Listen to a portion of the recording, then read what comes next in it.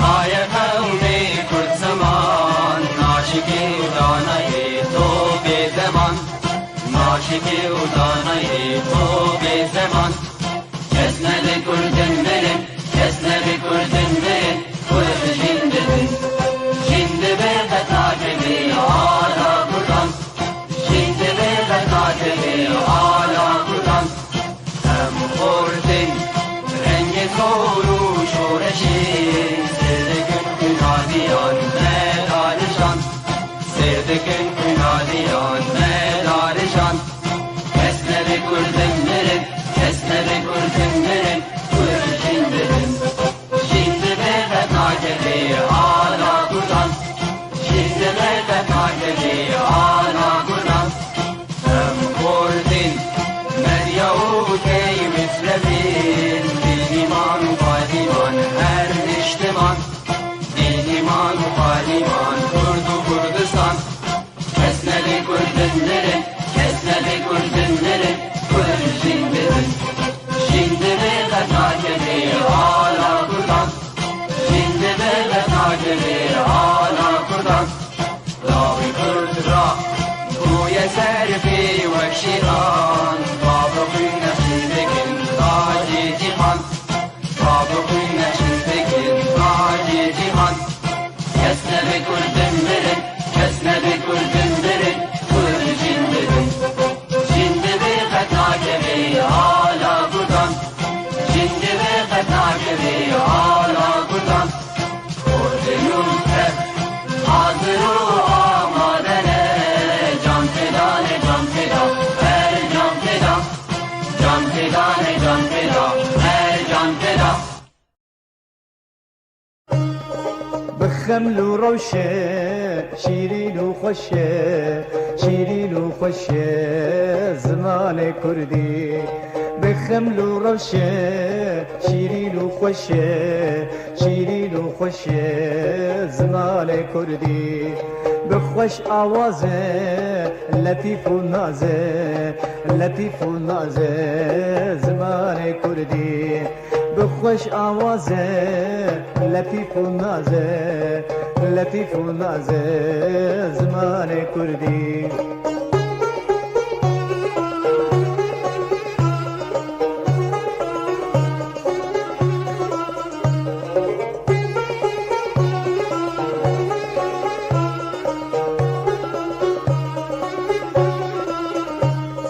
بیت فقیه کبرا خالیه کبرا خالیه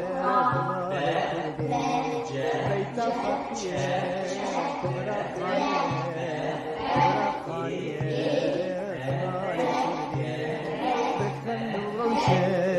شیرین و خوشه شیرین و خوشه زمان کردی بخمل و روشه شیرین و خوشه شیرین و خوشه زمان کردی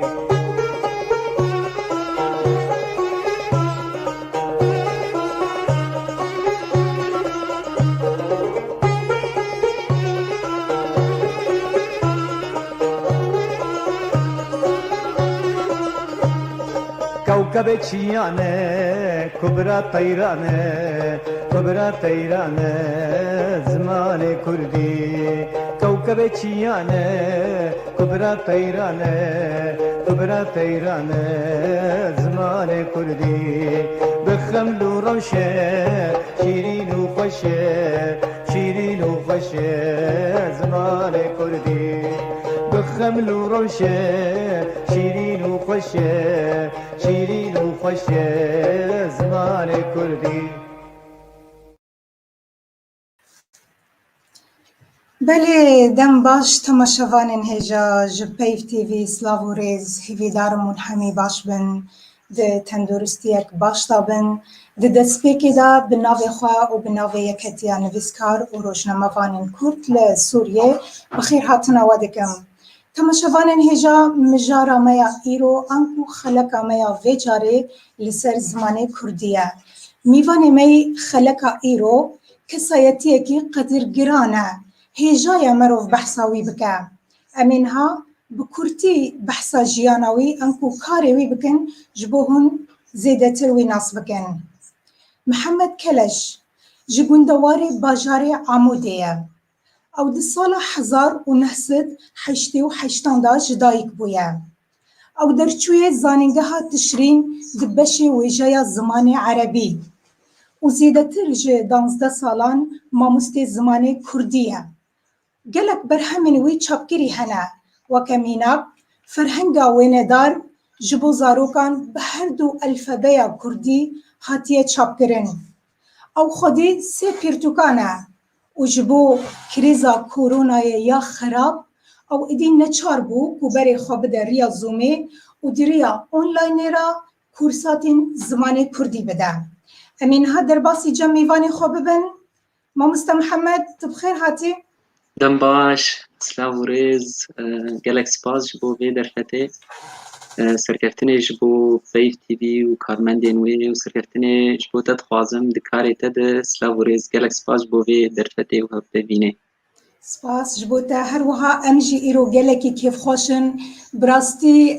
ترونایی دا پیف تیوی جبرکو مجارا میا ایرو براستی خوازم جبو تماشاوانی خواب بیجم گلکی گرینگه مجارا میا ایرو دکارم بیجم یعنی پیروزبه یکوی تایبت هیا جبرکو زمان کردی ناسنما مرایا جبر و یکی جی ایرو ام گلک تشتان بلکی ام و تماشاوانان ام جتا سودا ورگرن دوار زمان کردی دا ما مستا دسپیک دا حز دکم تجبو ما و تماشاوانان خوابدی ناس کرن هر وها اف چند ساله تموجولی کار ما مستی زمان هنری جکنگی دا تا دسپیکریه از باورم دسپیکا خلقی جی اوی کات زمان و تجی گوت از روجاوای کردستان ما باجار عموده و گندوار عموده گند زوبحیه گوت کبه باشوره باجار عموده درنبرا سر نزیکی ریا حسک عموده یه زمان کردی براستی نزیک بونا من جیره ده سالا آمادهی ده یعنی بیجن بکلوریا ده دوی سالی ده من فیری زمان کردی کرد در دوره 2008 بو جبرکو از خوشی در رنگ لخوندنه وگریم جبرویجی ده سالا خوی بکلوریا ده من فیری زمان کردی کرد بشه پیشین ده و جوی سالی ده من دست پیربونا زمان کردی کرد یکمین کورس دجیانا من ده لباجار سنجاقی بو من هوالین خوی هری نزیکی فر من لباجار سنجاقی گندواره یعنی گنده سنجاقی بوری هلکه سنجاقی نهال مگو هداری تن بلا باجار بجیش برکو هجگلک سنجاقی حزدتم ملوی داره یکمین کورس بريفابر و جا كورس بود باش لسنجاقه خليل يا سعدون هر دواجي من بريفابر لي وقت من بود او يكمين كورس بوجبو من اسخندكاري استا اماده هيبوم كورجي دريا دزگاه مير جلادت بدرخان بريبتشو و پشتر اچوم زانيگه يعني ناسكرنا مش زمان را براستي پشتي يعني ناسكرنا مش زمان عربي رو تبير دريا زمان عربي را يعني دوي خاطره كده دوی گنجینه نوا زمان ناسی ده و تایبت سالا 34 ده یعنی دما کو من زمان ناسی وقت زمان ناسی ناس کر ایدی مجیه من هر کو من امبیژن زمان ناسی دوار د عربی د ناس کر ایدی من دوی درې دجی کردی بهتر ناس کر یعنی جبو من بیواجه هری خورد لزانیگه د سپیکر و پیشتر از هاتم باجار حسک جی من فرمی ادی مامستیا زمان کردی کرد و لزانیگه هات شرین جی لباجار طرطوس من بناوا خوندکارا دجی ملویدر گلک چالاکیت کرن کورس من لویدر هبون جی و لویدر وکه از نابجم روزنامه از بجم ما چند رو پلک جبو کردی چاپ دکرن از و گلک پورتین حواله ملویدر پلک جبو فیربونا زمان کردی هر سه باجاره که به تایبت گرانیل سر فیربونا زمان کردی بود گلک حواله بوده و دیل باجار حسه که جیم فرمی یعنی فیربونا زمان کردی کرد و به تایبت زانینگاه درانند یعنی بشه زانینگاه دران الباجار حسکه و بشه چاندنی زانینگاه چاندنی الحسکه لوی در هدین فرمی زمان دا و الگلک گندوارن حسکه لی دیسی جی پیواجوی امنی هری خورد جیا کو دست بکردم از درباسی آلمانیا بوم و در فتا خواندنا پرتوکا و یعنی پیش خستنا خب قوه کس یعنی لوی در بیت یعنی الالمانیا پیواجویا دویم بو جیانا من یاکو من ایدی گلک پرتوک خواندن و به تایبت در فتا ناسکرنا پرتوکا یعنی ایدی پیدا ناسکرنا زمان آلمانی جی و خواندنا زمان آلمانی و پرتوکین زمان آلمانی دوار لینگویستیک ده ایدی یعنی گاو به گاو از ایدارم دروژه بیت زسکاری بم خو بهتر خورد بکم و دوی وارد هر ریو بچم و دوار زمان کردی ده و تایبت جی بگشتی دوار لینگویستیک زمان ناسی ده از کاری بم خورد بکم هیویا سرکفتنش بود ادخوازم مامسته دور داد تشتکی بالا من کشاند یعنی تبخوا خواندنا تا بشه ویجه زمانی عربیه یعنی تا ادب عربی خلاص کریه و تا ایرو جی ام دبینن تو مامسته زمانی کردی همان دمه دا یعنی دبستان کردی دیروکک دور و دریج لخوا دگره يعني بست سالان دبستان ما بالزمان الكردي تنبون اللي تشتاكو بالا من كشان تقيرو ما مستي الزمان الكردي يعني بعكس خواندنا خوي تماما يعني بروفاجي وياكي وتقيرو بويا ما مستي الزمان الكردي والزمان الكردي جي خلكي فيردكي بقوايكي أكاديمي بقوايكي سراست وخلكي فيردكي خوازم زانبم تأف بنجهاش كواني انها براستي قالك جارا هناك تشت بالا مروف دكشينن جارنا قالك تش جوالاهية كيتن يعني ما بس ايش تش جوالاهية كي دست بك قاوا مني هاري بيشي كو تشتي من جي حذكر مش طنبوري حذكر براستي يعني من قالك طنبوري حذكر بلش خو من افياك بقوتا تما شوانا ما مستمع ايرو نتنه ما مستي زمان كردية يعني نفيسكارة او دموزيك يجي خبر ده يعني دمك التنبور جي براسي اري مدمك اللي تخست ومن الجم يا كمين بيمانجها يانجي اموجها موزيك يا دار مستقبل بو سويدم هنرمند صفقان و بريز محمد فرحه فكرن من الويدر فكر يعني يا كمين تشتوم جي حسكر مش طنبوري حسكر ليه يعني جمره طنبور حسكرن بو اللي من دمك واتشوم بتايبات دزانينجي هيده من دي فالا هي قالك مازن هيجبو زمان كردي وفكرنا زمان كردي اللي دمكم من زمان عربي خوند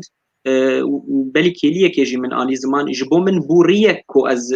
بيترني زيكي زمان كردي بم ودنارينا مد ندورجي كو شويه درست يا منه شبركون باوايكي نورمال سير بگو زمان كردي د کار دکن یانجی بشه اندزیاری خوندن یانجی پاريزرن یانجی امبيجن بشكي نزمان خوندن و گهل زمان دکن او جيش بركو سدمن وان هنا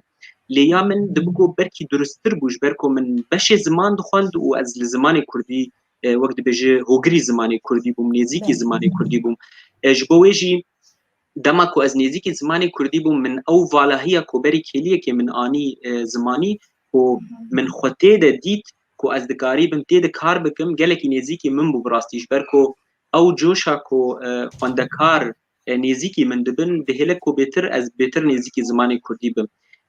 او فالا هي هاني ياكو من تخص السر باخر فالا هي فيدفي فالا هي كو من جهه خوتي دي جبولوجي جبو من زمان عربي ريك بو جبو ناس كرنا زمان كردي وريك درست بوجي ونهاجي باوين دن ادي جبو پیش کتنا جبركو وقت شاويك خوفيري اموره كيتكا اموره امبيجن سازه كيتكا دجنه دستري الاموره كيتخا تبيكو هر دم خل پیش خ زمان جي بيرانكيش بولوجي از دگلك قناغار در باس بوم و هينجي از دوان را در باس بوم كو از خوبيتر دگي وارد خورد بكم بهتر از کیر هاتی بم دوی واریده از بهتر بکیری جوان و کسین جوان و خورتن کردیه کو لأوروبا ينها تايبت كود بتركير يوان بين بلي بأوايكي أمبيجن بأوايكي درست نب أوايكي أمبيجن تاني يك چند تيبان نازدكه نب فيرنجي استفازم بأوايكي درست بريكو بيك لسر بنجه و بنماين درست كو اف زمان بفير كرن و باوري بكرن يعني تبكو بأوايكي نتهني وقت زمان مروف ناس كنا بأوايكي بمروف pedagogية جي ناس بك چاوايك فير كرن بك چاوايك وك ماموستت کار بکش برکو ماموستتی نتهنه شخو مجارك دنه لی ماموستتی نتهنه کو یک تشتکی ناس بکه دوی واریده بله گلک بنماین ماموستتی هنه کو مروف به وك امبيجن امورا بكار بينا وك الاوا امرازا بكار بينا كود كاري بويري باوايكي درست بريفل ببه بله راسته ما مستعد 2017 دا تلقل كوملايا روناك ودست بكورساتين زماني كردي كر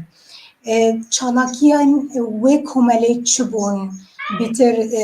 يعني من قلك وين ديتن اللي في ولاتي بكارم بيجن بيتر قلك زحمتي هيا مروف بكار بأوقص خلق كوم بكا ودجي هاي كده وكو دبستانه كيفكا زمانك خلق فير بكا هناك زحمتي تيدا هيا شو وكاربو أوقص شاگرد أوقص خلق كوم بكرانا ودوي كوم ليدا و او فير زماني كردي كربان وهر وها چالاكين وي كوم لي جبلي زماني كردي چی چالاکین دین لوی ولاتی لدار خستنه براستی استفازم به که ببیجم دسپیک سپاش بو همی کوملین کردی کو از بوار کار دکن بتایبت و سپاش بو هر کسی کو گوهل زمانی کردی کن چی کوملین از واناس کن چی کو از واناس ناکم کوملیا روناک لباجار بو خمه گاوا هری یکمی بو کومنوان به هفره دست به فیربون زمانی کردی کرد از به که ببیجم مجالك آستنگی به هفردیتن و مجالك قلق تعلی به هفردیت مجالك ایش و آزار به هفردیتن تبیولوژی ام سرکتن براستی از اشکرت بجم ام سرکفتی در باسبون و ام هینجی بردوام دکن یکمین جار کوم کورس لکومله روناک دگل با آلیکاریا گلک دزگهن آلمانی مینا آبو مکورس دما کوم کورس دست بکرن از براستی بجم از بخوجی و دبگو کومله روناک بخوجی ندوی باوری دبون که حقص خلق بین لی او خلق شما هاتن بگومان بسایا کومله روناک بکو المالات گریا کو چو جموان خلق بخوندی تیربونا زمانی کردی کرن آنکو خلق زمانی کردی سور دکرن او جی گلکی گرنگ بگو خلق نیزیکی ویبون لی تشتی هری بالکش او بو هاتنا خلقی نلگوری تشتیک دمجیه مدبون یعنی نتشتیک گلگوری آشوپیه مبون خلق با آوائه کی گلکی مزن هاتن یعنی بقفدا خلق هاتن دیگیا آسته که جبلی کو آوو هر داویا هفته تجبو جبلی کو درک نیزیکی آوو جیبو داویا هفته تجبو دیوی داوی آستا دویم هات کو من نما تنه جیگاری بو کورس بریوه بربانا دی من پیواجو یک نو دست بکر کو از با آوائه کی کرد دکاری بم گلک خورتین کنیزی بون گم کورس دانوان از ایدیوان جی بکم ماموسته یعنی جی بکم یعنی امبیجن بروشک آورتوان بکم ماموسته یعنی گلک جوان فقیر از زمان جی نخونده بون یعنی لی دوی دمید دگل کومله روناک من دکاری بو کو در دورا 4-5 خورد و جوانان آماده بکم کو بمره ببن آلیکار و ام دکاری بن وی ام بیجن هجمارا مزن جی خوندکاران بریوه ببن جبولو ایدی پیواجویا دویم او بو کو ایدی ماموسته هاتن آماده کرن وک من گوت ماموستین کو ببن آلیکار تشتین پیدوین سرکه گوتکاری بن بریوه ببن یعنی هجمار براستی دنابرا مزن و بچوچ کانده یعنی جوان و زاروک و مزنان ده یعنی گیا در دورا 400 یعنی 300 حتی 400 کسی کو دهاتن بشدار دبون و کسی گوجارنا انبیجن دهاتن آستک خلاص کرن یعنی بداوید کرن نما دهاتن بگشتی کارک گلکی جوان بوله ویداویه دی براستی من پروژه خو برفره کر کم از بگلک کوملین دن را کاری بم کار بکم و ام وی پروژه برفره بکن ایدی وی داویه کوملای هیویل دورتموند مبوار دم دست پروژه فیرکرنا زمانی کردی کر و هنک جوان ویدیو پیشی کوملای هیوی بون کارکی گلکی سرکفتی بره چو بده کردیش دیاسپورا اونها کوملای روج لوکسمبورگ و بویرنگی يعني وجبليكو كورس من تايبت وكس يمن هنا يعني بيفاجوك يلكي بكهدك درباس يعني ندنا برا روجك يتشبو دنابا دمك يد خدي بو يعني هات خدي كرن و حتى جو انجامك باش هبو باشا وكو تنهاجي اني زمان تقوم هول داكو ام كسنا دينجي وان فير بكن جبو اوجي كاري ما مستغل غي بكن جبو خلكي فير زماني كردي بكن لام هر دم تشل سر راقي هاندنا كردي با تشجي لتوري ميدياين جواكي با ام ما محمد البرچاوه سدم تشيه نها براستي از دوی باوریه دم ویگلک ماموستین دنجی هن کار دکن و کداوان هی و گلک دسگه دنجی کار دکن لید بکو نزانم براستی سدم چیه از بیه که جی ببیجم جبو من گلکی گرنگ براستی خوندکاری کو از وان فیر دکم و نیزیکی منن گلکی بمرد بن آلیکار یعنی آلیکاری وان جبو من جی گلکی گرنگه دما میناکه که از بینم کو از کورسکی نور رادگهینم باور بک هگر صد خوندکاری مبن جوی صدی نوت کس و بلاوو که پاروت کن و او پاروکرنا وان جبو من پشگریه جبلیولوژی از نب آوایی که کلاسیک زمان ددم او بو من گلکی گرنگه یان جینه کردکی نورمال کوروکی دده و بده روزانه و ایرو نزانم چه دما کو از ددم از شخور دکم کار يعني جبلي كون ها از بفرمي براديو ارتاير كاردكم بشي زماني كردي اديتوري زماني كردي لهمبري وي زماني كردي جي تشواسي جو قالك بجي بلاشن جي بي بره ازدم لي ببره بيان ببي بره بجبو من از كار بكم وبريارة كاركي بدم دفي از بكم يعني دفيكو او كاري هاني بتش سري جبركو بريارة من جبركو بريارة من قوتنا من دفيكو او كار بريكو بيك با دفيكو اتشتكي جهستي خودر نخم و اتشتكي نافم سر ملي هوالي خو من افكار داي برخو از قريب بريكو بيك و از بهلم كو باوري بزمان كردي چه او بو من گلك گرنگه كو زمان نتنه تفير كرن جبو چند تيپان هاتي فيري تيپا بويه نا نبويرنگيش بركو من پروگرامك چكريه من پرتوك آماده کرنه و سودش گلك پرتوكين گو هاتنه آماده کرن از دگرم يعني از دکارم از دورا خود نرم و از هر دو چاوان دورا خود نرم و دور از گاوا خدا بجم او بو من گلکی گرنگه یعنی چتی گوهاتیه کرنجیش بو من پنگاوکه گاوکه مردوانکه کو از به هرم سروی خانی وش بلیولوژی از قریبم بارکی بابم سرملی خو کو اجی قریبم چتی کو از به ناراضیمه کو از درست بکم جبوش دما کو از کورس ددم نتنی از زمان ددم از ویجا کردی خلک سرکی الجمن پنگاوا وی هي پرتوکین وی هنه باوای کیرکو پیک بریو دچن دما وی هي پلانک وی هي بومن پلان هي يعني هر دما کو اس کوردکی رادگینم از پلانکی بریوی آماده کم او پلان هانوی چاوا کورس بریو بچه من چیج بوی آماده کریه یعنی جبوکو از بسر بکوم وک من گوت از هر دو چاوا دورا خود نارم دور از گاوا خدا بیجم یعنی و یا هری سرکه اوجی خوندکاری من گلکی مرا علی کارن و جبویجی سدمک سرکه کو اف گاف بریو دچیج بلیولوژی کوملین کردی کو از بوار کار دکم حتی راده که پرینوان بمرا علی کارن جبلی ولو مدیاین کردی و کسین وک وجی یعنی و مدیاین تلویزیون دنیا کردی جی گلکی علی کارن یعنی حمی تشت نه از بتنی من گلک تشت خوددن سرهف و ایدی انجامت باش درت کردن تبحثي بيرتو كونكر زي هر برسكي در دورا دفي در دوره داشته بكم تسي بيرتوك چاپ کرن او بيرتوك انت چد نوارو كويد هنا بحثات چد كان لكرهاتن چاپ کرن تو چند پیدا ماي تا هاتا چاپ کرن کی آلی کار بو بتره نها براستي بيرتوكا هري يكم فرهنگا كرديا ويندار بو شخوا فرهنگ لجمن هيا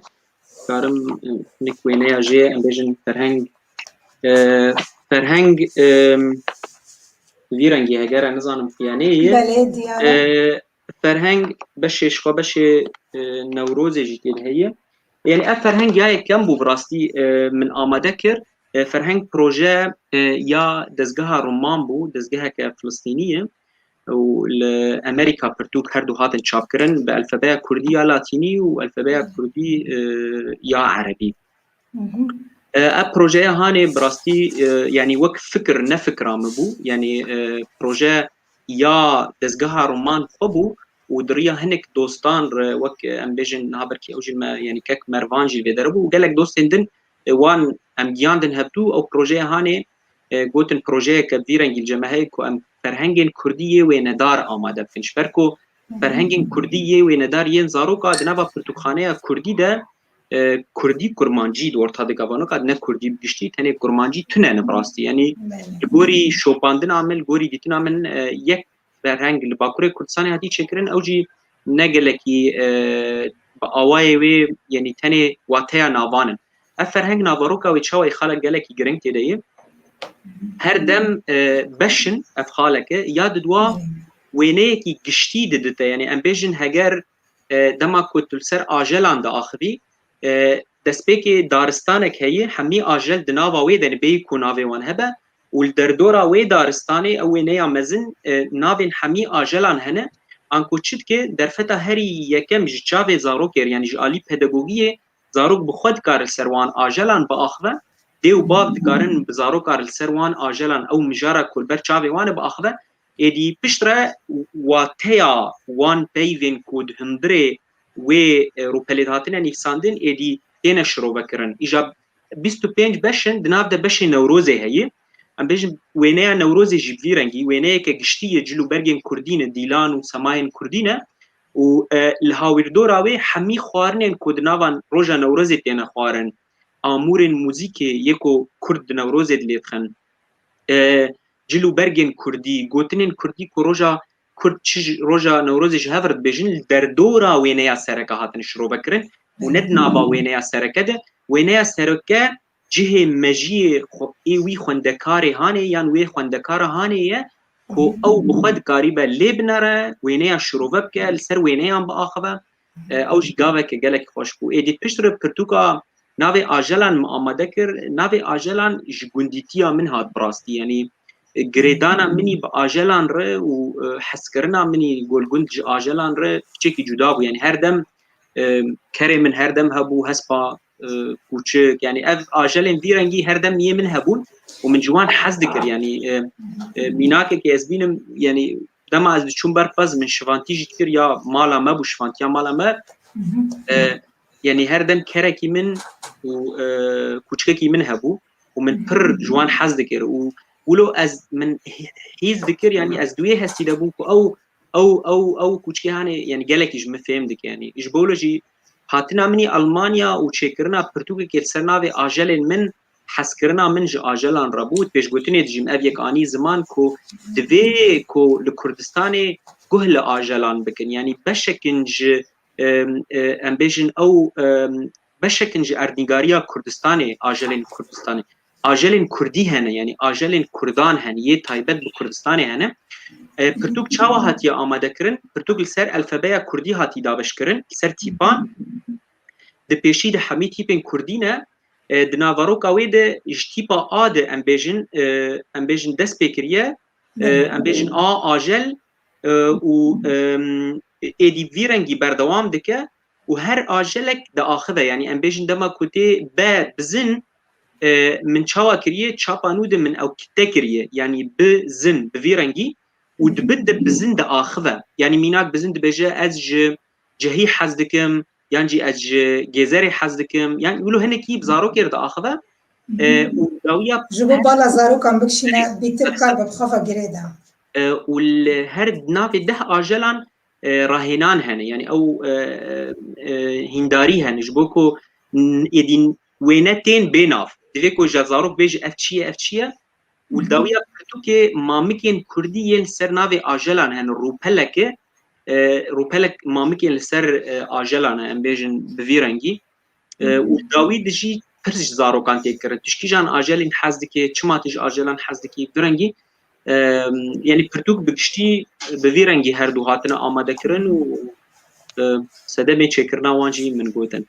بله اف یک بگمان پرتوکک جه پرتوک مامسته لا لا محمد لا لا لا ابناء اف برتوكا من تهوشاش كرينا اف زاري پرتوک بركي تيك دراشتي يا دن مجور ابيا برتوكا هينكره جالي انستوتا هینکر كردي جالي انستوتا كردي الاسطنبولي هاتي تشابكرن بله اننا ابناء من يادن به ملكي زمان مشترك کرمانجی هاتیه نویساندن لأبناء من أبيا يا ما مستسا ميتان وهبالكوي روناهين هنا في نمط هشمة أبيا الهيلا أنستوتا كردي يا اسطنبولي برينابي أنستوتا كردي هنا في كوماليا لكولين ونعطي جوهرتن لأب هنكر يك دو سي از گلکی پالا خود دمان جبو فیر کرنا زمان لگل پرتوکا من یار زمان یاکو پرتوکا من یار زمان هی تانی وقت پی اف من شکریه اف پرتوکا من یار زمان او تشتكي دنه و اف پرتوکا هاني تشتكي دنه برا نا كاري خبات اواني جاميرا بله طبعا امجي سلاو رزي خواج بو تماشافانا حمي بريدكن مامستا از نظام هاگر تدخوني نخوني حمي سپاسياتا دكن لسر كداتا لسر كاريتا يكي جوان نويساند بو از ناويوان نكم بلكي اي حميان ببجوني ببورن لي هما ام وقت بشواي كي گشتي دست خوشي الوادي كانوا لسر اف بيفين خوش ونجبو مدني فيسينن یکی گوتیه او پرتوک لترکی جی دیت افروتن پرتوکا ما بس بي پرتوکا هنكره ومجارك دين برا شغل وقت من قوت الاسطنبولي تي تشابكرن بيدا نظام هاجر الامده جي دريا كوملين كرديره تي تشابكرن او تشكيدن صدي صد پرتوك جلويدري هي وشوا جويدري تكرم يعني از لما تخرب شكون دك هاري فاره اجوي دريت كرماري راس بله باشا مامستا اوقاس كسين كو فيري زماني كردي دبن ببيجن شاگردين تا حمي ين د كورس تا كردن يان كسين بياني جيت نافاده هنا نها براستي اف كورس مني هاري داوي يعني وك ستاتستيكي امارك مجرى يعني امادكر در دورا کورس منی هری داویه کم راگهاند یک کدریا یکیتیا ما مستین کرد اروپای و کمالیا روناک دبو او کورس کم راگهاندن دسد و بیست و هفت کس بشدار بون دسد و بیست و هفت کس مزن يعني جوان و زاروك و مزن دوان ده هفت کس المان دو کس فرانسینه جنك تركا وكيدن حمي كردن وحميش ديك كورسي دانا نا كورسي من تينا دا بشكرن دسبيكل سر استا يكم انكو با يك باد دو بس سي هي استا يكم دويم سيم استا يكم سي كورسن اشبركو سيستمك لجمن هي هر جروبك جبيس حتى 25 كسات دكاري يعني دكانن جهه خوتي بكرن زيدتري ولو آرمانجا فێرکردنê êdîtêk diçe ji bo jî ne bi pirbûnê ew li cem min çiqwasa kesk hebin dibe ku cihê wan kes hebin pirsê xwe bikin. Asta yekem sê korsin roja îniyê roja şemî û yekşemê her grup asta duyem du grupin asta sêyem grupeke û asta amadekirina mamosteyan hey Mihemed dibêje ez jî slav ji bo te Mihemed dinivîsîne استا آماده کرنا ماموستیان هی او مب دگل زانینگها دهوکی ده و کردیش دیاسپورا من دست بکر او کورسکی ماموستیان بری بدچه هی سالا چود هیوا دهاد دست بکر هیوا یازداد بورین یا هفته هیوا یازدابو او استا آماده کرنا ماموستیانه او جی گروپ کیدن جبلی گروپا استا یکم دویم سیم او گروپ جی بریوتچه و دو گروپ زاروکا هنن یعنی جی یک ای زاروکا یک ای جوانای او جی روجا یک شمینه او جی بریوتچه و دو کورس منی تایبت هنه یک جی کردن لسعودیه نه و لوی دری بهتر مزن بونه کردن لکردیاوان چکی تک چویه کورسن تایبتن و کورسکی من اونلاین یه کاملا هیویه تایبت جکه از کورس با آلمانی دیدم او تجربه منی یکم بو براستی کو از کورس نه به کردی بوان را با آخوم از با آلمانی بوان را دا آخوم او پرین وین یان نکردن یانجی او کردن کو زمانی وان قلسه یانجی نزان بکردی باخذن باش جوان کردی با کردستان نه خورتك جوان جروجافاي كردستانية ويدن حمي ألمان ونا ألمان كسن دنن إيدي أو كورس حمي أستيد بألماني دا آخذن كورس فيرنجي بريفتشن. بله ما مستقلك سلاف جبوتتنا وقالك جيد بجنت كسكي نموني دنافا كردان دا لسر كذا تدس خشيل تدكن ويا مروان كاك مروان مالا تجي أفا كاك إدريس جيني بساندي ما مروان ما إدريس سلافي مجبوان هنا براستي ما إدريس عمر سلافي مقالك جبوته هنا سلافو ريز مروان ما مروان بركات سلافو ريز محمد جازين سلافو ريز مجبوته هنا از نفيسي وحميات بين براستي بله لأم نخوز النافان بيش نجبركو ناف نجد دنافرة درباس بلأم نبجي إجاروي عاجز ببن لدينا خواب قرن از باورم كس عاجز نابش بركو أزوان هبدو ناز دقن بله ما مستم فكر نفسر مجارة خواه نها إيرو لألمانيا أم دبينين قلك زمان بشواي فرمي دبستانين ألمانان دا بشواي كي فرميتين خواندن بونا منا وكو زماني عربي وكو تركي وكو إنجليزي وكو يوناني يعني قلك باش زمان دبستانين ألمانيا داتين داين قد روجكي تهزر كريان دبروجيا تدهبوكو هم بري خابدن حكومتها ألمانيا زمان كردي وندرباسي نافا دبستان ألمانا بكن تشتكي وها هيا جا هين نفسان اللي بيجي بهار إيرانية أري خندكارك من هي إيرانية يعني فارسة يعني نا سباز بوتجا أبين ما مستبريت برسيفا ما بدي فيها كي نهب تجمرة بو هناك هنا تركن هناك هنا فارس انت أوقع زمان جي دزاني توي فكري بوانديني نهب راستي تركيا من هي از باش تركي دا أخذم از بچوكاني فيربو مش بركل مالا ما جبلي تلفزيونات تركي تنبو يعني أو بري تيل عن تيل جير دقوتن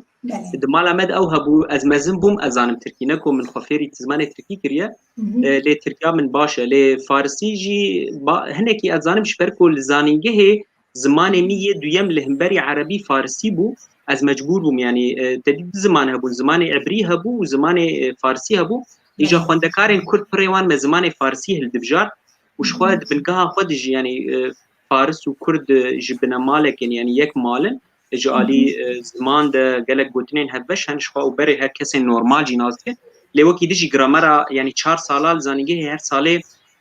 ماداك بمرهب ومن زانيگه دخن لبگشتي او کس قوتين يعني نش بوغو فيري شخو فيري كرديد بن وبرين واجب الماني ناستكن بولوجي زمان دويم دنابرا من واند المانيه يعني رنگي إجاتم فرسك هبو أستفازن ببرس بينم سر أمبيجن جهاندنا زمان كرديش بود بستاني الألماني يعني فيرنجي أفكار بري هاتية كرن براستي قالك كومالين كردش بري دل بدري كار كرنا أمبيجن وكوماليا روناهي لبوخمي قالك كارج بوفيا لبوخمي كريا قالك يكيتيا ما مستيا وقالك كومالين كونها أزوان ناس ناكم قالك دبستان تايبتهن يعني هريك جوان كدا وان هي جهه رزين وهريك الجوري خو جوري دفتن خو قاوي خدا بيجا لألمانيا نها نحمي إيالتان يعني نحمي ولايتين ألماني نحمي باريزجهن ألماني لهنك إيالتا درفتا دليفيا فيربونا زمان كردي هي دبن ياسايا تشديه أو باجارك وتجيرها برجير قلت زمان دايك يعني متشبخة لأنها نابي جوهرتنا نابي أوكو جهه قد جهاتي يعني ولاتي قد جهاتي زماني ولاتي قد جهاتي دبنويا سايده كرد درفت هي كل الجلك ايالتان قبا امبيجن مرجع بيكبونا بيكانينا هبونا وان خندكارن دبستانكي وهجرج امبيجن لهر باجاركي وك دستيا پرورده هي يعني وك جلبجین شول آمت هی یاکو بریار دربار ریباز و چاوانیا فربون زمان دبستان ده اگر امبیجن هال ویدر البوخو میجی بوخو مهرنه ما مستسمیر الویدر فیر کرنید که بفرمی هی الجلك باجار دنجی هنه لی جلکی لاوازه یعنی هجمارا درباسپونا بگمان لجم مجی لاوازه لی نلگوری با آوایی کی فرمی هجمارا درباسبونا gelekî lawazê anko şert û mercê wê hene dema ku li dibistanekê em bêjin Nordrhein-Westfalen mîna li dibistanekê yan jî du sê dibistanên nêzî hebû du 15 xwendekar heta 18 xwendekara xwe bidin ser hev diriya dê û bavan re û belgeyên xwe pêşkêşî ew şûl am tê bikin yan jî desteya perwerdeyê bikin wan ew mav heye ku ew şûl am te hanê ji wan re mamosteyekî yan jî mamosteyekê dabîn bike û birêve biçin ew kursê hanê yan jî ew xulên ku ji mafên wan birêve biçin anko berê ew kar heye lê bêguman te ser zimanê erebî û ingilîzî anî pêşvebirina û pêşveçûna û pêşketina zimanan li Ewropayê li gorî daxwaziyayê û ne li gorî gotinayê yanî dema ku Alman bibînin gelek kes dixwazin fêrî zimanê Kurdî dibin derfet ji bo wî pir dibin ew cihên kar ji bo wî pir dibin niha li Tirkî asta zimanê Tirkî ne wek ya erebî lê em ê niha bibînin piştî ev koçbûna pirbûna ku ev kesên Sûrî hatin vê derê di baweriya me din piştî 2-4 salê din wê zimanê erebî gelekî pêşiya zimanê Tirkî xe ji ber ku gelek kes xwe tomar dikin ji bo wê di ber êdî dikarin bibin zimanên duyem di hindirê dibistanan de ne zimanekî paşguhkirî yan jî zimanekî sar û xav dikarin bibin zimanekî xurt di hindirê dibistanan de ew jî ser çi disekine wek min got li vê derê rola komeleyên Kurd rola destgehên Kurd rola partiyên Kurdî tê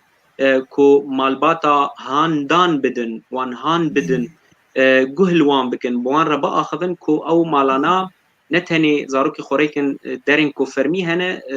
bi hemî waran de zimanê Kurdî bê çalakkirin û bê aktivkirin yanî fêrbûna zimanê Kurdî di nav malbata de çalak bibe باشە مامۆستا تو وەکو ئەف چەند ساڵێ te تمژولî zimanê Kurdî û tu mamostê zimanê Kurdî di nêrîna te de berê xelkê bîtir berê xwe dida zimanê Kurdî yan niha niha pirsgirêk divê ku bê sînorkirin çawa yanî yan jî pirs bê sînorkirin rewş li Rojavayê Kurdistanê ne wek li Bakurê Kurdistanê li başûr ne wek li Rojava û Bakur e li Rojhela cîwre êdî niha rewş li başûr cudayê êdî dibistanên fermî hene zanîngehê fermî hene danpêdankirî hene li Rojavayê Kurdistanê pêngaveke wilo dest pê kiriye ku êdî niha dibistan hene zanîngeh hene heta çira deyê danpêdan jî pê neyê kirin lê ziman tê fêrkirin û ew ziman birêve diçe ev xalek em ê werin ser Bakurê Kurdistanê rewş gelekî lawaz e ji ber ku derfeta fêrbûna zimanê Kurdî tîne hewldan hene ku zimanên Kurdî bi zimanekî fermî ji bo jî li wir ziman rewşa ziman gelekî xerab e ez bawerim rewşa Bakurê Kurdistanê Rojhilatê Kurdistanê nekêmî hevdûyî asmîlekirina li wê derê pir e pişaftin pir e xerabûna ziman pir e êdî em werin Ewropayê ez li ser vê xalê biaxivim pirên xwendekarên min yê ku tên cem bi rastî ji gelek perçanê lê piraniya wan yanî bara bêtir birra bêtir eşê bêtir Kurdê Rojavayê Kurdistanê hezkirineke gelekî xurt li cem ciwanên nû hatine heye ev bala min gelekî dikşîne ji bilî wilo jî çend xwendekarên min hene temenê wan jêdî di ser şêstî re yê yanî dema ku ez wan kesan dibînim ew handana di nava me de ew gûrbûna di nava me de dibe heger sad bi dibe du sid û sê sid ji bo min ew handana moral bilind dibe ji bilî wilo jî xwendekarên Kurd ez gelekî guh li wan dikim bi taybet ew ê ku zanîngeha dixwînin li ser gelek xalan li ser ne tenê ku ew kes bibin werger ew kes di beşên xwe de yanî ew gelekî giring ku xortek keçeke Kurd li vê derê beşê pizîşkiyê yan bizîşkiyê dixwîne û di wî beşî de bi Kurdî tiştekî bike kesekî endezyar be ne giring e bive zimanzan na dikare di beşê xwe de ji bo Kurdî kar bike yek di wergerê di gelek kes niha li vir wergerê dixwînin dikarin xwe di Kurdî xurt bikin û diwarê wergerê yanî ew divê ku êdî çil ceme çêbibe pisporbûn çêbibe yanî her yek di beşê xwe de dikarî bi Kurdî re bibe alîkar û bi çengê zimanê Kurdî bi piyê zimanê Kurdî bigire û birêve bibe yanî tevlî hemî aloziyan temî hemî êşan em ji nav vê çamûrê derkevin ji ber wê jî foksa min bi rastî ez dibêjim gelekî li ser dê û bava û xwendekaran yanî fêrbûna dê û bavekî fêrbûna zarokî wî ye زانبونا پورتکی گل زانینگه هی زمان کردی نزیکی زمان کردی به آنکو آواکرنا پروژه که جبو زمان کردی جبو ویجی ها همی جیانا من استکارم بیجم سر صدی حشتی جیانا من لسر وی پروژه کو از نتنی جبو خالك کار بکم جبو گلک خالان ويدي او خالن هاني دكارن قالك خال جوان شي مش بقولوا جين ها قالك خندكاري من وقت ما مستكار كنا سري من قالك بلندن ها قالك خندكاري من الهامبورغ وقت ما مستكار فورسي وانشي ون قالك كاس لفرانكفورت قالك كاس لبرلين داس بيكرنا ويدي استقازم اف قالك برفره بب وهم جي تيكليتنا برا من واند هي قالك خندكاري من هال نيم ساددين هن كاس لفيينا داس بيكرنا گریدانک هبه و بگومان از خوازم سنتغالک یجی چکم دنابرا خو خواندکاری خود که هر دم تیکلی هنه پرزگریکن زمان هنه گنگشه هنه هر دم بارگه هک مجی هی که ام لید هفت بینن و لسر مجارن زمان و ویجه کردی گنگشه که با آوائی که زانستی و با آوائی که هیمن نب قربالغ با آوائی که با عقلانه گلگی گرنگه و از ایدارم کدروجی بیدشی پیش ببچن ماموستا محمد نضال محمد سلاوی مجیج بوته دبیجه پرس جترا یا دبیجه هگر کسین جکورسین و درچون دوار زمانی کردی ده اعتراف به دبا دبستان آلمانی ده نها پرسه گرنگ براستی گلک هزی جد پرسن يعني ويكت پرسن پرزگریک لألمانیا هي جدرك حتى درك ایالت وان برنگکی کارد کن جی او حکومتا گروه دوری برنگکی کارد کن پروژه منی یا هری ام بیجن دبکو دان پی بکرن تبلیگو است گارانتی نادم کسی من به لگل کردیش دیاسپورا و زانینگاه دهو که مبهور گریبستک چکر و خندکارن ما کسی گودریا مردخوینن باورنامه زمان کردی بگیوان لگوری آستاوان هنی باورنامه زمان جالی زانینگه هکیده لپرزگریک چی دیس گارانتی تنه چما جبرکو گلک کس درچونین زانینگه هنن عراقیتین جبرکو ام بیجن باشور کردستان جالی فرمید بشک حکومت عراقی دان پیدان بوان باورنامه این وانی زانینگه هناین کرن جبرلو جي لهنك دبران تنكرن يعني ميناك ام بيجن قالك باورنامج هلا كوميا روناك دو كوميدانه يعني جي هنك دزگهن وكوملها ن دزگهن زماني نجي دان بيدان هاتن بيكرن لي او دان بيدان لكوي دري وجبوچ يعني ديك ويك بپرسه جبوچ تيوي باورنامه كار بينه و باورنامه استايكي يعني بايك نوك بيسسيه حمي دزگهن الماني دجي لي ام هیویدارن کو دروژه بید دزگهن خورد بین آویا کرن کو همی دزگهن آلمانی با او دان پیدانه یعنی اعتراف بوان باورنامه یا بکن و کو زمان کردی ببا جه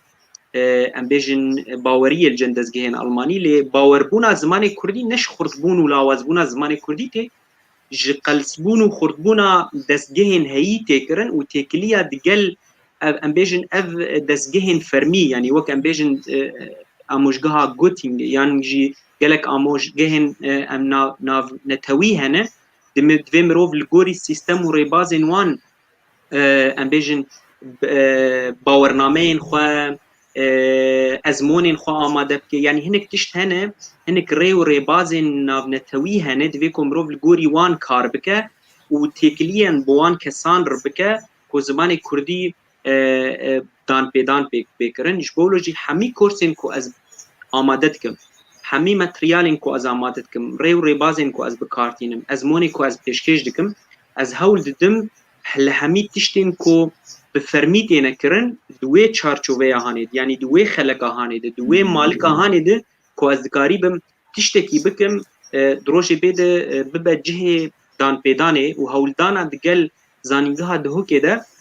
بگومان لبه درجه اسپاسیا که فارس دکم دوست منه و حوالك عزيزة ودكتور شيرزاد جي زانيگاه دهو که يعني اف بسايا وان بگو اف پروژه چوسري جبوه جي وقت من گوت يعني هر خالك کار جرد ده و کاری هاني جي دوه کو باوائي که ریکو بکرن کو ام بيجن بسر بكبه يعني جدان بيدان بيكرن. بله پرسک گنج اشتهات کرن دبیجا خوازی اون وکو زمانزان وکو ماموستین زمان کردی و کمیته لیوگری و چیک روان الفدره نها براستي قالك هولدان الهم الوليت هاتنا كرن وقالك هولدان جيل فرجي هاتنا كرن لي برين وان تيك شونا برآفيتينا يانجي هنك جوان نيفجونا قرمتشينا هولدان قالك هاتنا كرن يعني ازنيه كيما وازنيه داويمه كود في واري دخبته وقالك كسبري ما كار كرنا وامجي دنيفيد ما دستي خوافيتي دستي وان يعني ابذيرنجي يعني وري سكيا كو قالك كسبري ما كار كريا وام السر كار وخباتين وان مازن بونا وقالك كجي وسر كار وخباتين ما مازن ببن يعني ريك هو محميد تدمشن ليه ابرسهاني برزغريكا هاري مازن استم دبيجن بلا امروف اشكره بد برزغريك مجيه مدى يعني ند شما امناكن قالك كار هاتن كرن دريا بارتيات هاتن كرن يعني هر بارتيه كيش خوره دزگهك زماني كردي چكريه او دزگه سرناكه جبركو يه بارتي يعني جبركو ارمانجا سركه جوان نخدمتا زماني كردي خدمتا وان بارتي يعني بلا مروف اشكره به حنكي خفنكن جبولوجي جبوگو پروژه كلو بسر بكه دبيكو پروژه كسيفيل به وبشگريا ويا پراها يعني آليه دارایی پرجير بينا پیشکش کرن بي پره تشتك نكار بي آوا کرن با آوائي کی ريكو بيك ياد دوا دبيكو او كسين كو تلقل وان دكار بك حتى جو هوالي بارتيه كي بنجي دبيكو التننر كو تبتشوسين تبكن هوالي خود تبحلين دبيكو المرو بنارن با آوائي کی سيفيلبون وهريك با آوائي کی تبشي خود دكاري بكار ليه مخابن اب اي شامية يعني نتاني لأوروبا قالك كار هاتنكرن چما او کارانا قرمچینه یانجی چما او کارانا نسر کفتینه با آوای گوتی خواستن لگوری هجمارا کردا ایدی او کسانات کارم برسوا پرسا خوب بدن لیتانی ایم ابناری نامنه اجل بدری نارین خود بیجم ما مستپرسا کدین جیتا هاتیه کرند بیجا نرینا تچیه لسر ترجمه زمان کردی لسر گوگل بگومان او کار لسر گوگل جی یک میناکا گوزنهال سر آخوین او کارانا کارن کسانه حتی روجا ایرو او کسین گل سر کار دکن مروفن سر بخونه قورتك هي السويدي يك لألمانيا يك لدرهاني وبكارك يخو بخش دكن بيكو كس تبشجريه بدوان يعني ارككي مازن سر ملي حكومتها باشوري كردستاني كيفن ناكن بارتيين كرديه ذين مازن يكو كردستانيين قالك برين وان هنا قالك دفي واريد برا بدن فان خورتا وهنك خورد جدي كاري ربينا بالا كرن ترجمه جوجل بري سالك نوك يا ايروي قالك خورد سر هنا كار دكن وباوايكي اكتيف از ليفيدر سباسيا واندكم او كارانا كارن سر بخانه كارن كل سر جوجل تين كرن بلاد باوريا ودبه مروفن سر بخوتكن وباوايكي خوبخش باوايكي خورایی باوايكي بپر و بهمبر و از قالك كسان جوان جيناز دكم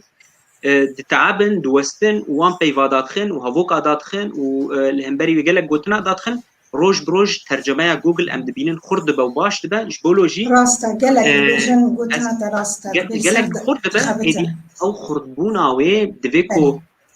نافندين كرداتشي بمنگو پیشگیری وان پروژه بکن ام پروژه دبیرنگی جبو زمان و ستاندارد کرنا زمان و خرد کرنا زمان و پیشگیری زمان پرجر دوین دزگه جر دوین پیشگیری جردوین کومبون جردوین مروفین زانه جردوین مروفین یکوش زمانا فهم دکن جردوین گلکی گرنگ یعنی گهداری کرن جردوین رونشتن جردوین او اف خالانا دما کوپیک بین و گلک کس تش پیش بکمن و یک جوانجی ترجمه گوگلی و گلکی گرنگ و روش بروش از بینم پیش کن از هر روش لید نارم تکلیه جی بوان خورتار هنه و گلک جارا از بوخوشی بوان ردم آلی کار براستی ساعت وان خوش از دستي وان دقرم براستی امجي سپاسيا وان دكن وجبو كدوان مامستا ام دزانن كود نافا زماني كردي دا گلك زارافين كردي هنا لدنيرين تدا تنها لكرن بزماني كردي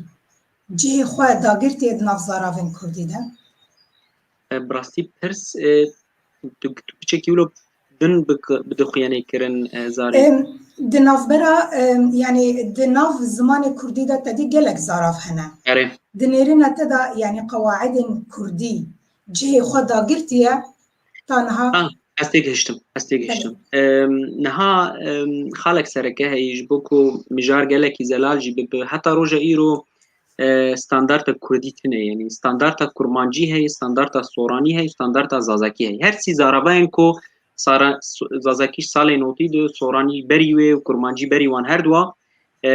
بوان هاتی نفساندن و دست بکرنه ایرو روش هر زارابایک امیل سر کرمانجی با اخبرنها مروف هگر ستاتیستیک چه که سر صدی نوت و پنجی بکی بهتر ستاندارت کرمانجی چه بویه سورانی شخوا ستاندارت وان جبری یا مهیه ستاندارت سورانی چه بویه زازاکی نها دوی واریده جبولوژی نها ایدی تشتکی دن چید به جعالی پیواند امروج بروج دبینن بسایا مدیاین کردی روجنامه گریا کردی ستاندارت کردی جعالی پیواند چید به نجعالی رزمانی ده جعالی رزمانی ده مجاره گلکی آلوزه گلکی تبلهه جارنا جي هر زارابايا كوكا زمانك جي مروفت كار لي منرج علي ريزماني دي جالي جراماتيكي ده لي جالي بيفان ده ايرو روج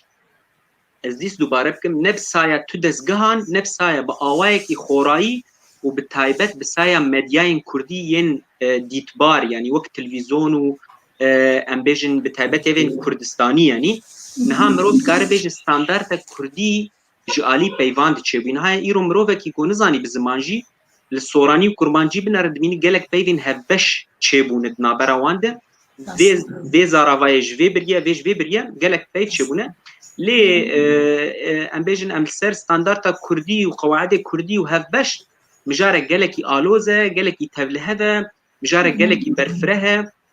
جبركو ستاندارت بون بخوجي ادي مروف دي قالك برسام بك حتى قالك برسوان بده ومجارك جالكي آلوزه يعني دوی ایدی مروف التجربه غیری خو کاچا وان ستاندارت خود شکریه هر تجربه یک نو کفدوی از دی وارد هر دم دبیجم کردی کوجغنی عربا ناس ناکن خواز ستاندارت کردی وقع عربا يعني زمان قريشيا بو زمان عربيه ستاندارت وحميد وكن دن هاتن بلاختن دبن وزاره فايده كرد جالك جيولو تخوازن يعني جبركم مجيه وان جغني عربا نديتنه دبيجن چمايه عربا ستاندارت هي يه امبيجن يه فارسا ستاندارت هي برا يك كرمانجي كرديك مي ستاندارت هربم از نمونه جالك بچوچك بين النرويجيه جالك زارافا والجالك دولتين دن جالك زارافاين وان هن لزمانك وان هي يعني النرويجي سي زارافا بفرميتين فيركرن لحميجي نرويجينا ادي دبي كرد افشخم جارك دن اللي استخم تاني تخص فرنارينا كي بيجم نگرگی کو کردی ستاندارتك ما هبوكا عربا يعني بلكي ستاندارتك ما تشبه وكيان نرويجيا يعني حمي سوراني كرمانجي زازاكي كردي بن وحميج ستاندارت ما بن وحميجي بين فيركرن افريا كي بيغمان استني نريني خد بجم ومجار لو باوي لازو بس بجم يا دنجي جبوكو رزمانك كردي هبش شد يعني جي ستاندارتك كردي هبش ودي غاوا هري بشي اب جما مستيان وشاگردان دبي دست بكرن كل بروجابای کردستان سورانی به فکر کردن لباکور کردستان سورانی به فکر کردن دنوا سورانات کرمانجی به فکر کردن دنوا زازایات کرمانجی به فکر کردن لجم کرمانجا زازاکی به فکر کردن دوی کو مامسته ما ادینما مامسته کرمانجی بن دوی مامسته کردی بن مامسته کیمانی مامسته زمان خفری زازاکی بکن خفری گورانی بکن خفری سورانی بکن خفری امبیجن کرمانجی بکن حتى روجا ايرو ما مستي مولونش برلوجي بريارا من بري دو سالاده من دست بفيربونا سوراني باوايك اكتيف كر خرد وتبشرن هام دست بزازاكي كريه جبو تاني جبو غابكي كو دويكو اف زارافا نه بگوتنا بينه كرن يعني قالك كستين سر ستاندارت اذا اخبن هنا دافوكا جيراني خو ناسناك يعني دافو جبلي گوندي خو دافوكا خلقي عفريني ناسناك يعني نكارن باوايك قرط او شيان او كارين جميتني خلقكي سوران ربا اخذه وتقال ستاندارت او جي برزغريك كيش برلوجي جبو ستاندارت شيفن دويكو قال غاف بين اويتن ويدي بيشتي او غافانا هاتن اويتن مروفت قال دي سجي غافن دل سروان غافين كو هاتن اويتن مروف غافن دنجي باويجا راست باش ما بس افكسين كو كردن وبزمانه كي دن داخفن يعني بعربي داخفن بتركي داخفن بالماني داخفن بيتري مال باطن البلديكيه دهندري مالي خد زاروكي وان بالماني بهفره داخفن تفيكي تشاو دبيني تتخوازي شو بيجي بو فان كسان براستي يعني اف كيشه هي وبتايبات جبشكي حتى بشكي حتى بشكي خرطره يعني ام بيجن اف بيلانا لباكور نوك روجافان از هردم فان شتات بيجم نها از تشكي نمونه از روجافاي كرساني وك نمونه ببم يعني وك ميناككي لجمع ام بيجن دمك وام لعمود يبون قامش لوبون قد خبوكو يك بهفالكي خوره هفالكا خوره براي خوره ديا خوره بعربي باخ قد خبو يانجي يعني منك قريبو وجواتي جينت بجراند وحمي كسين دورة الشر في يعني في مجي هانتكر اجبركو امولو خودي ببون تبليكو بدنا راست بجيج آلي بيداغوجية ده ليه يعني اتموسفيرا كلها هبو يعني سقايا كلها هبو كو تشيناب تبع عربي باخبا ونت تشيناب يعني تند اخر يجي از ميناك قالك يبشوش بينم لقام شلو دمك موديلك در كتبو كو هناك كسان خوكا مروفن مودرن ديتن مروفن بيشكتي بزمان عربي دا اخوين لجوات الشر وان كريدي امي وين مجاربه لنا مورن اوروبا ام مجارين زاروكين كو بالدمالين خود بعربي بوان رد اخوين يعني جينا عربي ده الماني قالك شوي كردي روجافاي كردستاني من يكو بعربي بزاروكي خرد اخوين دبقو كسي يقول حلبيش دسبيكت خودي بنيان جي الشامي او كسانا هن لي كسي يقول باجاري كردا خودي بن اذنب ورم كس مالي خو بعربي بزاروكي خرد اخوين كسين هال اوروبا ان ايدي بيفاجويك نو دسبيكري تنكارج بيزارو كيربيج اف زمان دجمنه يان ولو يشخوا حتى زمان دجمن بجي تشينا بزارو كيربيج اف زمان دجمنه تذكر ثاني جيربيج بي زماننا دبل اوروبا دي باب بزارو كي خره خالك قالك جرينجه نبيش كتنكو ام بزمان الماني بزارو كي خربا اخذن وباور بكن جماع كردي روجافاي كردستاني نمونيه هري زيرينن 8 صالي ام دچون دبستانه عربي ما يقوتنا عربي نزاني بو وام دچون دبستانه وفام زمان عربي جي خوندي وخدي بلاي ملزانيجي جي عربا جي خورتن لفي درجي بلا دي وباف سر زاروك نترسن زاروك لمالي بكردي بو اربع اخذن قالك يجرنجه زاروك جالي بيداغوجي دي جالي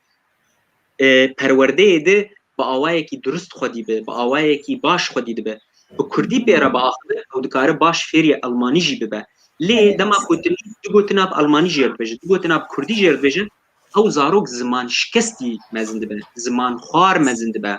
با آوایکی نه درست جالی مجی خودی به دوی وین راسته مجی وین راسته پرزگریکن ام بیجن پرزگریکن درونی جی حتی مزنبوناوی جومی درد کبن جبولو پاراستنا زمان کردی بری هر چی مالباته وقت چواب 100 سالا مالبات کرد زمان کردی پاراستنه ایدیدکارن هینا 100 سال دنجی وره زمان کردی به پاراستن لی لهمبری و گناه پارتی کردی نجی گناه دستگاه کردیه گناه کسین کو خود بینن خودی کردا گناه وانه یعنی دوی کو او پارتی کردستانی او دستگاه و امبیجن کوملین کردی کوش بو جواکا کرد کارتکن دوی کو خالك السركل جمان هبه ولو بخيزك ستور نيفسان ديبه زمان كردي پاراستنا چاندا زمان و چاندا كردي به چه کومليك كردي هبه فيكو از هر دم دبيجم فيكو كرد بنكن قرباني انتجراسيوني خالك يلك گرنگه ام دكارنجي انتجراسيوني جي کار بكن و جواكا خوجير کار بكن جبو ما گلك گرنگه کو كرد مالباتين كرد باوايكي زانستي هردم بزاروك خور باخذن زاروك خوريكن درفتين هي ام بيج زماني فرميل جمان هي زاروك خوريكني هاجر كو كومليك دريا اونلاين رهبه زاروك خوريكني نها درفتك قالك باش از دم مالباتا حمي مالباتين كهنا كار ناوي زاروك خلجم من تومار بكن باوايكي ريكو بيك هريك برتوكاوي هي هر حفتانه ام هفدود بينن دسبيك فيريتيك و سترانين كردي پیرام چیروکا به دور تخوینن گلک آواین جدا جور به جور ام به فرد بن پرتوکن گلکی باش اتنا آماده کردن جو خدمتا وان زاروکان وان مالباتان کودروج بده گلک شبرکل گلک باجارا یک تنی لوی باجاریه نکار زاروک خوره درفتا آنلاین جبو منجی جبو مالباتن کرد جبو کسین کرد درفتا که زیرینه درفتا که گرانبهای و زنگینه كومروفت كارب كاربينا وبتايبت او زاروكن 8 وان جحش صالي وبجور ده بقوا كسين حافت صالي بشكل جوان زحمت بر انترنت رونن یان جی بر لابتوپ کی بر کامپیوتر کی لی بگشتی درفت پرن و کو مالبات وان درفتان کار بینن شو بري مترسيا كابو ما مستا دماكو ام ببيجن خلكي ما اواربو بري خدان واولاتان دسبيكي دا مترسيا كابو دغوتن وي زارو كما چاندا خوشبير بكن زماني خوشبير بكن لايرو از دبينم او مترسيا نمايا مادام فايا ام هول ددن كو ام دبيستان المان دا جين كولي نبو شوي كي فرمي ام هول ددن كو ام بكن زمانكي فرمي دبيستان المان دا هر وها كسن وكوا رزدار هنا خماندي دكن خو بخش كرنا جبو خلكي خو جبو قالي خو جبو زماني خو وان فير دكن ادي لما دمينيكو امجي شوكو دايت شوكو مالبات شوكو كسايتي ام بري خو كسن وهذا كن وام هول بدن كو ام بيتر بكاربن زماني خو از باورم تکنیکی او تشيبو پروبلمك انترنت تشيبو دنگ هيا بله کو ام بیتر بری خو بدن جهه وها و ام زاروک خبرکن او جی فری زمان خو ببن قال كان وقت بي تأييدي قلتني تاكرت بيجن راستا مع الأسف دمالباطن كردان دال بيداري بزماني ألماني بهفرة أخفن رقية حاجي سلافي مجبوطات بيجا قلتني تراستا سديست أوجد بيجا نتنه اگرگه ام ببیجن گوتن انتراست اگرگه اموان تشتان پیک بینن ابی ام زاروکی خو بری به زمان کردی بدن یعنی اینها از نمونه که بینم کشکک من های بچوکه 87 سالیه لی او ده 85 سالی دا کردی اوی جیا من باشتر و زلالتر بو بلکه دناف گوتن مدا دناف زمان مدا بل گل گوتن عربی از بکارتینم لی دوان دمان دا هنگی ام لپیک گوتن کردی دگرن او جمن بیتر فیری زمان کردی بوا فزهیوی دکم هر کس اک دمالا خدا وصاب زارو که خورا بده و بستینه فیری زمان کردی بکش برکو زمان ما او ناسنما ما یعنی صد از خوازم لوی داری تنه تشکی بیجم زارین خان بله کرم کن زمان کردی دمالا دهاتی پاراستن زمان کردی سردما اسلامیت حمی قناغن اسلامیت و حمی قناغن عثمانیا و بریوان و فارسیا و اوه کو پشتی اسلامیت یعنی بیجن تجاری زمان کردی نبوی زمانی که فرمی لبت داره اگر لوی داره لقلچکه که کوشه که تشتکی ولو چه بوی بگشتی نبوی زمانی که فرمی زمان کردی دمالان دهاتی پاراستن دریا دیو باوان راحتی پاراستن زمان کردی کار 1000 سال دن بجی دما کو دیو باب المال به کردی با آخون بلا زارو که ته هر پیش دبستانی انکو آلمان جربن کینداگارتن روضا بلا هر چه دما کو زارو که ته وگر مال بلا 2 ساعت دم جمیراجی ترمینه دو کات جمیراجی او زارو که هانی و فیری کردی ببا روجه د 2 3 انکو خاله سرکه او جبلی حمید اشتی دوی کو مالباتا کرد دیو باوا کرد دوی کو وی خالد سری خوخه زارو که خوربیجه چیناب تم مالی با آلمانی با آخوه دوی تجربهش چیناب جالی پداگوگی دومش کارن زارو که خوربه چیناب طولوب که چیناب ت اودیا خو بکی گیره یعنی دوی کو جالی پداگوگی دوی دیو باوش زارو کار بیجه نا دوی تجربه نا یعنی تشتکی شاش کرد تجربه نا افت شاشه بی کد سدم جر بیجه اگر تر داوستن تتکار سدما و جر بیجه نکو ناش برکو زارو گلکی بیرد بن زارو جمع گلکی جهاتی ترن و مجیان گلکی جمع وکری تره انکو امجر به نا ابت شاشه سدما وجه اگر خست امجر سدم شروع بکن یعنی دما کو زارو که اودیا خواروش کی گیره و چاوی ولدیا ویکو یان جلبا ویکو اودیا بد سرهف فیربونا هری شاش او کو دیو باب درن اودیا و دن سرهف جبرکو تجارك اودیا و دال سرهف و هر دم و چاوی بمینلتا دما كنت به الجارك زاروكا ده بالماني المالي بالماني باخذه ويتم باخذه وبتهبد دما كنت بير بالماني باخذه جبركو خوشتره جبركو زاروكا بالماني ده اخذه بدغر مالي جي الماني بجير خوشتره دما كودي وباب الهمبري ويب برتك كواني خرتها با برتك بدن بيجن چينا بت از استيناغ جم تشد بيجي مره بكردي باخذه ليه وقت من قلت بنقها سركه یا هری بنگهین و زمان کردی به پاراستن نش بو ایروش بو 100 سال دن و حتی کو دولتک کردی فرمیجی چنه به کرد وقت چواب 100 سالا جیان به زمان کردی دکارن هینا بجی دوی کو در فتا کو تشتی کل باکور کردستان چه بویه نها gelek kar ji bo yê têkirin got vegerînin lê zora wan dibe divê got Kurdê Rojavayê Kurdistanê nehêlin ew tiştî cem wan çêbibe niha li Bakurê Kurdistanê nifşê nû serê sedî heştê bi Tirkî de axive li Almanya li her derê êdî partiyê wan bi ser xwe hişyar hatin nema dikarin pêşiyayê bigirin êdî çû zora wan bir li hî wê wan li ber xwe bibe ji ber ku gelekî zehmet e Kurdê Rojavayê Kurdistanê divê ku nehêlin ku gola avêl pêşiya wan çêbibe divê ku bibin nebin ew zimanê de nebe pirek li pêşiya Kurdî bila Kurdî biherike wek aveke zelal di mala de her hebe her ku hebe her wê Kurd hebin zimanê Kurdî rast ez bawerim تعلیقeke dirêj hat dibêje wekû min jê ra kir dibêje ku civatên mên Kurdî dibe xelîl bû ez bawerim civatên mên Kurdî ku li hev de ew e pirs ez bawerim ji te dike mamoste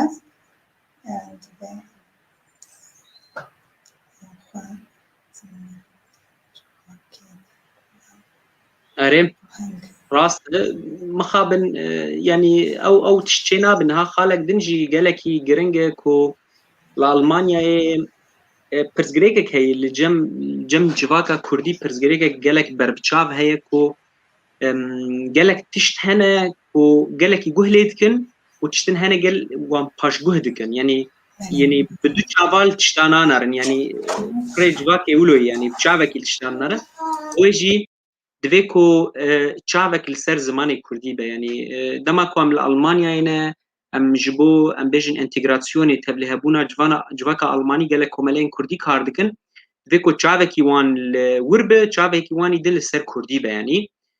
yani divê ku her dem berjewendiya zimanê Kurdî di nava berjewendiyên wan de bin yani yek xaleke serekê ye yani wek min got divê ku xeteke stûr xêzeke stûr bê nivîsandin ku divê ku çavekî wan ser zimanê Kurdî bû taybet ez vê derê jî bi rastî partiyên Kurdî û partiyên Kurdî yên ne Kurdistanî yên Kurdistanî jî divê ku guh li ziman bikin û bive beşek ji siyaseta wan ji ber ku gelek kes bi vî awayî nêzîkî tişta dibin zimanê Kurdî siyaset e ji ber ku dema dijminê te şer dike bi te ji bo ku zimanê te bê hilandin an ku siyasetê per dikin ji bo wilo jî dema ku tu zimanê Kurdî biparêze tu siyasetê dikî tu parastina gelekî dikî gelek partî hene dibêjin em partî ne û em siyasetê dikin êgo em bêjin ziman fêr dike bila kerem bike qurban te xwedayî pêşiya xelkê pere hemî jin te ne hemî tî jin te yê divê ku tu beşek ji wê em beşek ji wan pereyên te beşek ji wî karê te bê terxankirin ji bo zimanê Kurdî ew gelekî giring e zimanê Kurdî siyaset e kesê ku îro ro li Bakurê Kurdistanê bi Kurdî de axive siyasetê dike şerê dagirkera dike Rojavayê Kurdistanê dema ku zimanê Kurdî tê fêrkirin siyaset tê kirin yani zimanê Kurdî beşekî giring e ji siyaseta Kurdiya giştî rast e mamoste jiyana dibêje em çawa zarokê xwe em ê di kursên zimanê Kurdî de tescîl bikin ev kursên kodriya komeleya ronak û yekîtiya mamosteyên Kurd li Ewropayê ji xwe li wê derê li ser ew belavoka guhat belavkirin hejmara mî telîfonê jî heye û hejmara komeleya ronak jî heye û ya yekîtiya mamosteyên Kurd jî heye ew kesana dikarin li ser rûpela min ya Facebookê jî heye û li ser ya komeleya ronak jî heye û yekîtiya mamosteyan li ser Googlê jî belav kirbû ew kesana dikarin têkiliyê bikin niha kors ebûyî derdora heyvekê tiştekî wilo dest pê kiriye gava dema ku gelek kesên nû çê bibin em dikarin ji bo wan xuleke nû an ku korseke nû ji bo wan vekin ew kesên dema têkiliyê bikin û em bêjin 15 zarok çê bibin 20 zarok çê bibin yan jî 20 ciwan çê bibin êdî dikarin di demekê de xuleke nû ji wan re bê vekirin û bê amade kirin her diriya online re sedî sed yani bi rastî niha pirên kursa onlinein ez ê bidarim ku di rojê bê de jî heger ev krîza yan jî qeyrana koronayê wî were vegerin jiyana xwe ya خوزایی وای هدی داویت مامسته عجیب هدی دارم جیان بد گره وکا خواه سلاف و ریز سلاف که تایبت جبو مامسته خلیل امبرید کنش سپاس جبو تا کت لما گهدار و تماشا دکی مامسته ام ادی گیهان داویا برنامه خواه تپرس هبون د سره ته دا تخواست اشتا بکم و من جتا نکرد تخوازی ببیجیش بو تماشوانا گلک سپاس براستی دروژه بدجی استفازم سروی که باخوام من کارتین فیربونی آماده کرنه ناوی کارتین فیربونی نه 520 کارتا کن آلان پیوند دیزاین و وینین وان چکرنه ام گلکی پیروستیان براستی نهاد تنی کاری وان کرتان چیه مامستا؟ کاری وان کرتا 520 کارتا کن او کارتانا وینه ام بیجن هگر وکن نمونه ام بیجن هگر کاغذک به لفيدري وينه كيوي هي والآلية دن ناف و كتكرنا وي نافي هانية كتكرنا ويا يانوية ايدي او زاروك بين 6 و 20 و يك بيف دردورة سي بشن جياني ده جيانا روجانه ده او زاروك لمالي دي وباب دكارن بوان ربليزن يعني امبيجن هر روز 10 پیوان بکن کارش خور سر وینه‌ام با آخذن همش داوی گزارو که ناس نکر وقت لیستوک پیر بیلیستن کات اف پیو ناس نکر لما هوا اف بفیرنگی همجی پلیف کرنا وان ناوان هی یعنی قوام دین جرنیس یک دبگونی کاری بلیف بکه ما او كتكريه او بيف وحمي بيفندن بينسدو بيستو كارتكن هروها پرتوکه جبو فیربونا زمانی کردی جی من آماده کریه لی هر دم براستی پرزگری که منی چاپ کرنه هنه و جبرتو پرتوک جی از گلک